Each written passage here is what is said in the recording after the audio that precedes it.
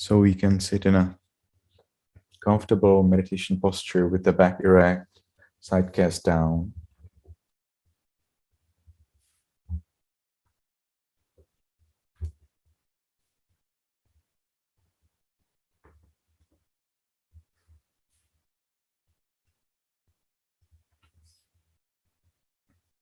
It is advisable that you sit on the floor because when you sit on the floor, you have more space around you, and it will be easier for you to move into the secondary meditation posture. So secondary meditation posture is what you assume when you have pain in your legs, because in the way how I teach meditation, you do not torture yourself. All right. So when we have pain in our legs, we stay with it maybe a minute or two to see if the pain disappears. And if the pain does not disappear or it becomes worse, then we actually change our meditation posture to the so-called secondary posture. Ideally, the secondary posture is the, as American kids call it, the mermaid's posture. But any other secondary posture that's comfortable is also fine. You stay in your secondary posture for some time, let's say 30 seconds, 1 minute, 2 minutes, until all your difficulties, all your unpleasant feelings disappear. And then you return to the posture with which you started the session.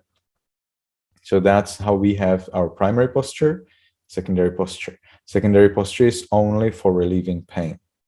So if you sit on the floor, it is a little bit easier to assume a secondary posture. If you sit on the chair, it's also okay, but make sure you do not lean over the back of the chair.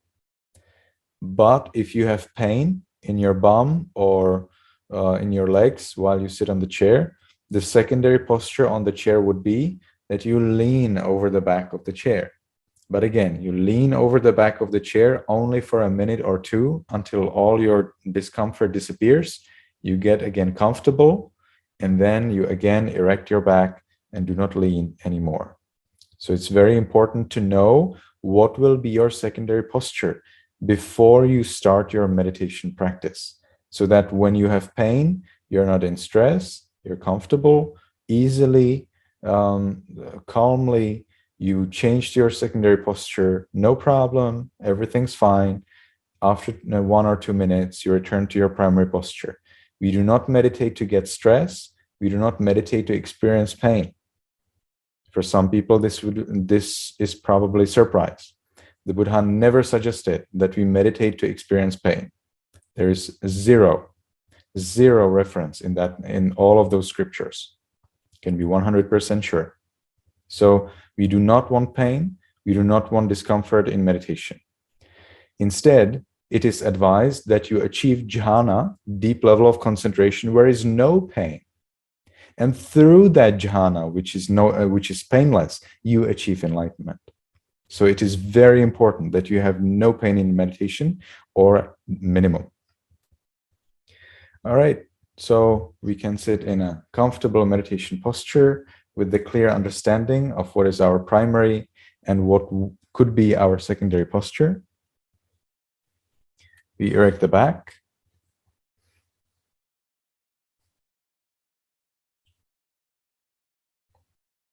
And we will keep our eyes open. If you want to close your eyes, then still please keep them open. This is an opportunity for you to learn something new. So even if you are totally uncomfortable and suffering and tortured when you keep your eyes open, still please keep them open. But we keep our eyes open just a little bit, and we see the floor in front of us. So again, I will say it 3 times. For the second time, I'm saying we keep our eyes just a little bit, half, a third, or little, as is comfortable, and we see the floor in front of us. I'm saying it for the 3rd time. We keep our eyes just open just a little bit, either third or half open, or even less than third, as is comfortable, and we see the floor in front of us. We will not look to the left or right or straight ahead. We are not going to do that. We will fix our sight at a spot in front of us. We can change, little bit forth and back during meditation if we find that more comfortable. You can close your eyes if you see that tears are exiting your eyes.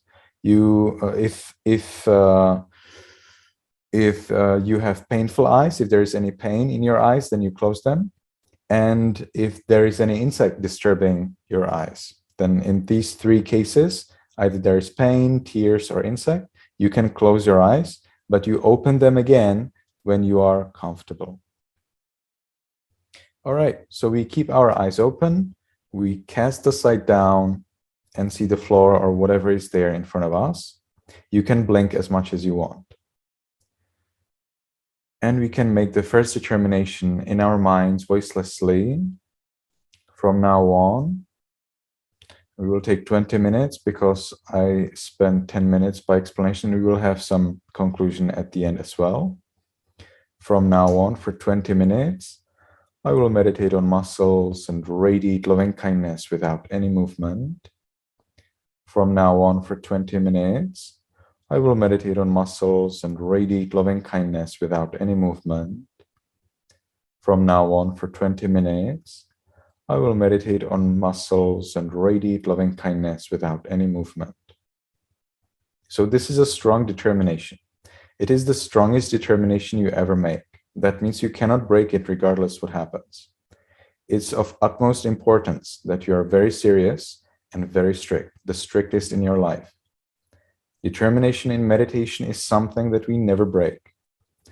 And if we break it, we understand that the session is destroyed and that it was basically useless. That's why we always fulfill our determination, but we also make the kind of determination that's fairly easy to fulfill. So you always adjust your determination so that it is comfortable. All right, so now we can move our focus to the top of the head. We don't want to know what's there. We don't want to understand it. We don't want to feel it. We don't want to see it. We just accept the reality that there is a flat piece of flesh at the top of the head, and that there is some heaviness, some weight in it, and that it changes by time. When we were babies, it looked different. Now it looks different. When we are going to die, it will look different. And when we are dead, it will also look different. That's the change I'm talking about. So there is some change and there is some weight. We just accept it. Okay, it's fine. And we move on to the forehead. Again, in the forehead, there's a muscle, but we don't want to see it or feel it or do anything with that. Absolutely not. We just accept the reality that the muscle in the forehead has some weight and that it changes. And we will do the same thing with the other parts of the body, with the muscles and flesh in the other parts of the body. So we move on to the eyes, nose, lips, chin, cheeks, ears, back of the head, and we allow all of the muscles and flesh throughout the head to be heavy and changing.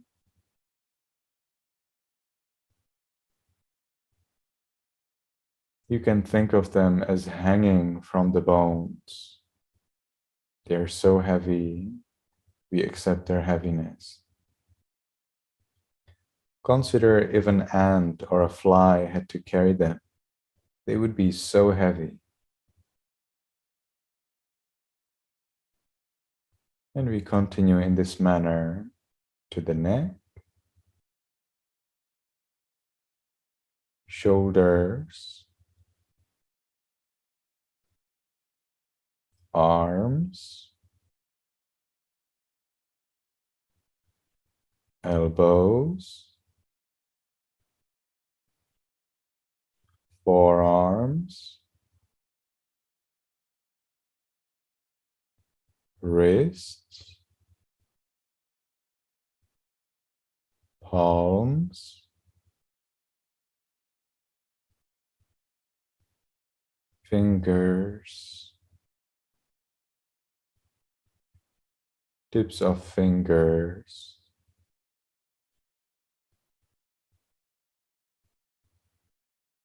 chest, abdomen, back,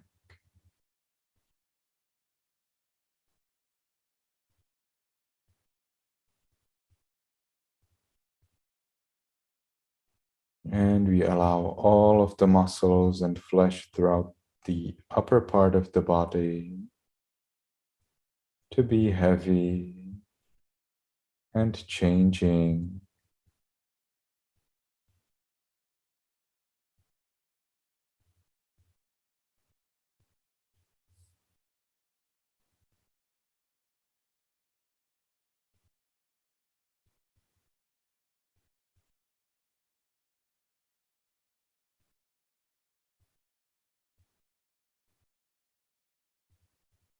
And we continue to the buttocks, thighs,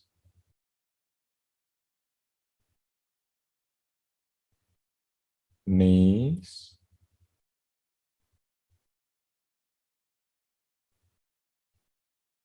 calves,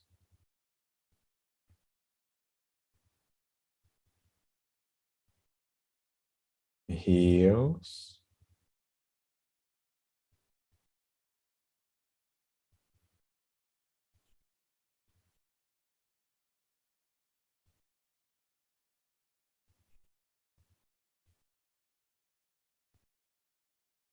soles,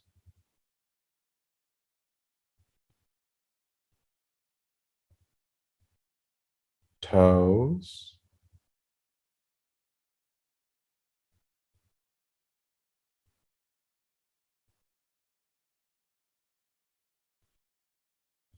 tips of toes,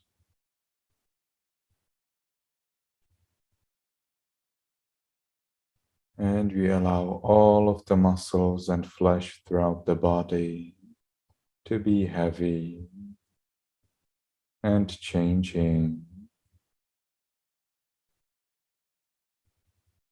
We give it freedom to be impermanent and unreliable.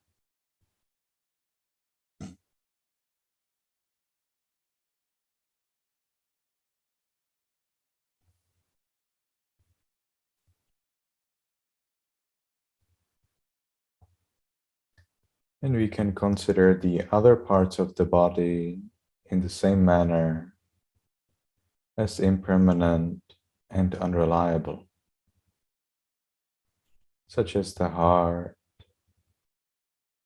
lungs, liver, intestines, bones, skin, brain, blood, sweat, fat, saliva,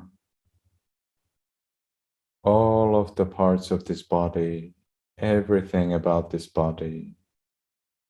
We give it the freedom to be impermanent and unreliable.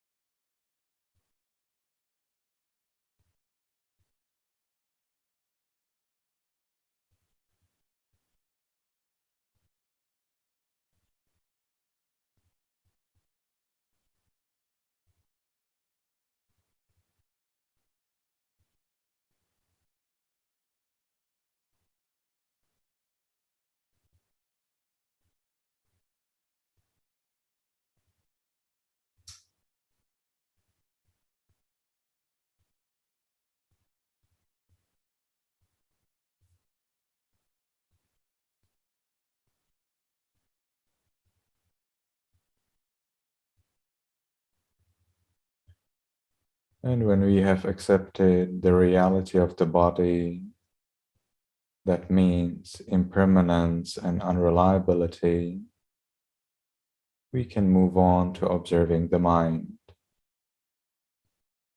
If we notice any thoughts in the mind, we don't push them away. Instead, we are curious. We want to know, why are there these thoughts? Are they conditioned by attachment, an expectation, worry, or a belief, view? And if you don't see any thoughts, just observe your attitude to not seeing any thoughts.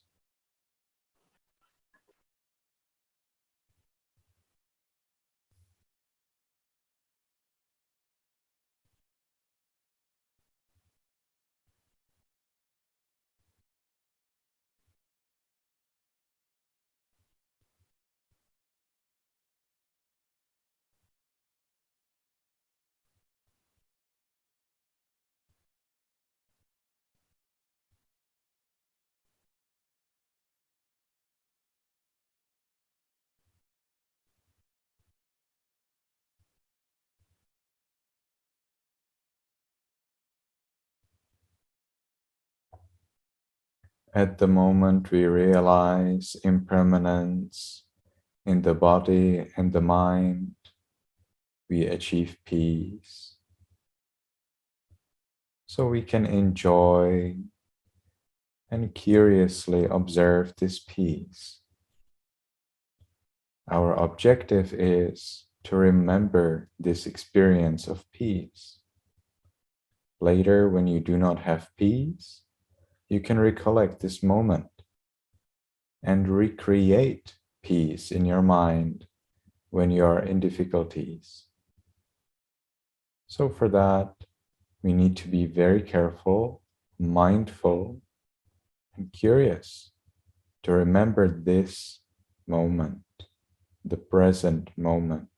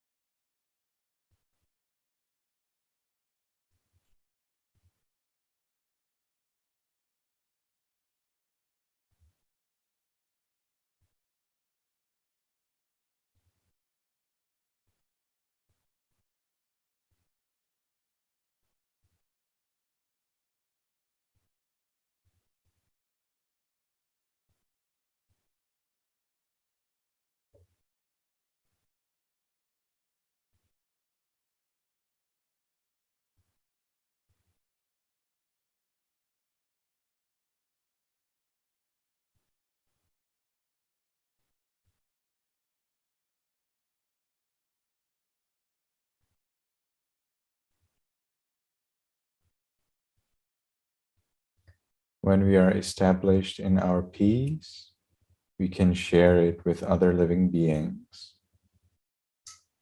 And we can start with the room where we are now. We may allow all of the beings in this room to enjoy at least as much peace as we are enjoying ourselves. So we just give permission. We don't expect, we don't force. We just permit, we just allow. In our minds, voicelessly, we can recite these words again and again. Make sure you recite only these words and that you do not add anything to it. May all beings in this room be in peace. May all beings beings in this room be in peace.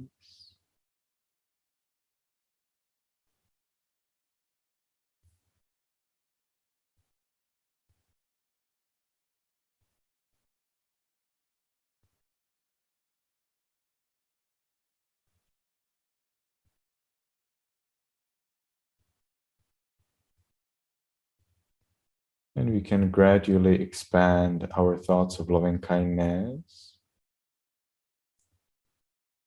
May all beings in this building be in peace.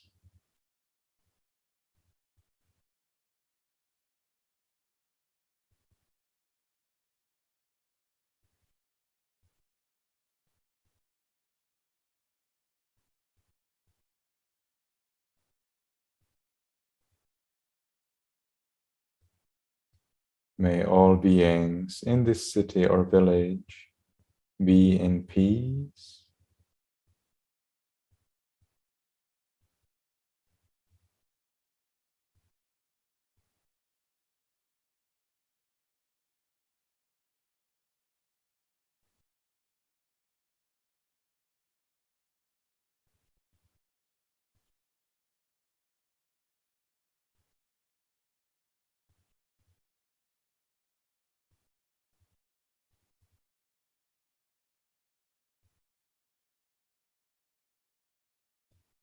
May all beings in this country be in peace.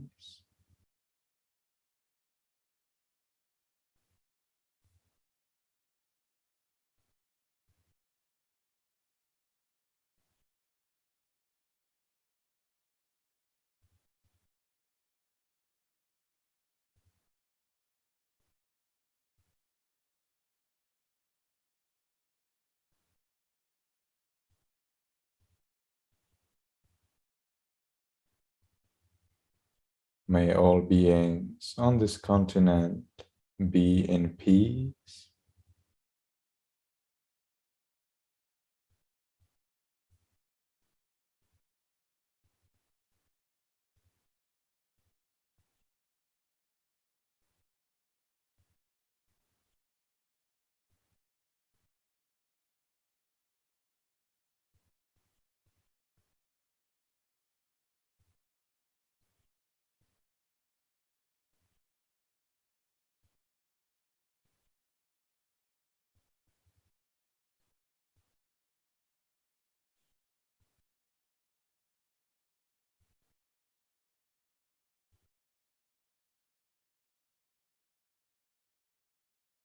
May all beings on this planet be in peace.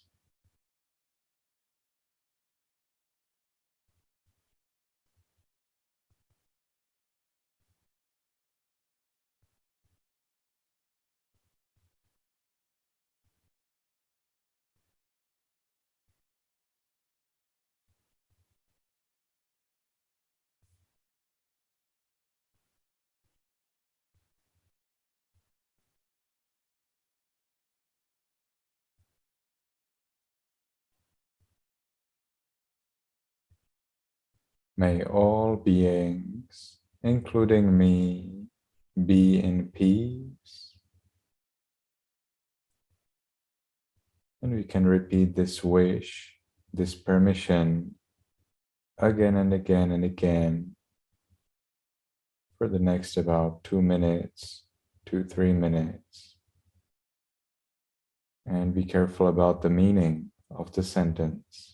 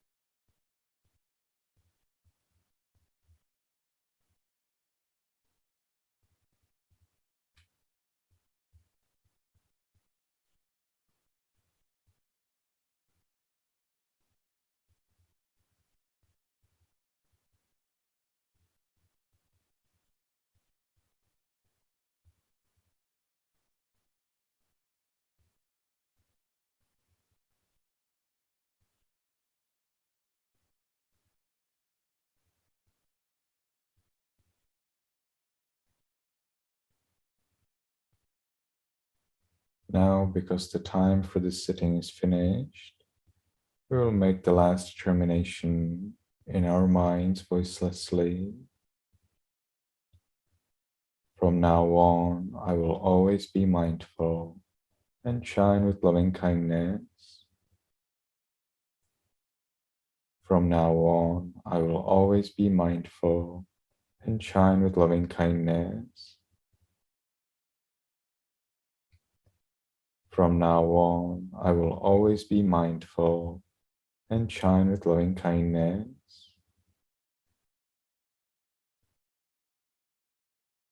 And with that determination, we can slowly, mindfully change the way of our sitting. So we can slowly, mindfully, gradually move from our primary posture to the secondary posture that we decided in the beginning. The slower you are, the better.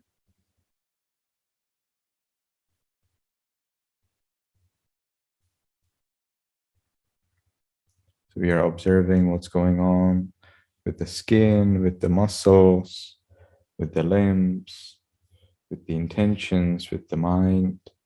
We want to know exactly what's going on. And when we have changed the way of our sitting, we can take one more minute to enjoy the peace we gained in meditation. So we will be again in the present moment, and we will try to remember this experience for a long time.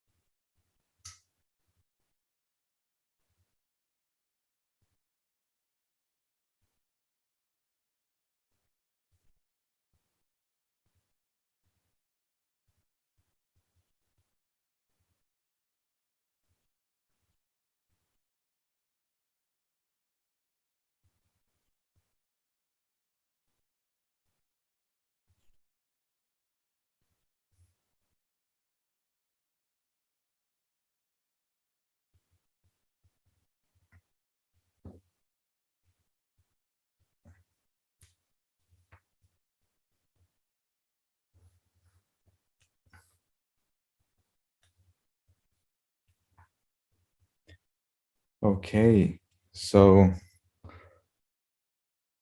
you may think that I'm very strict, but that's just about meditation. It's very important to follow all these small things.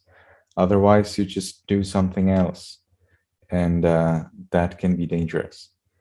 So hopefully you can understand the stakes.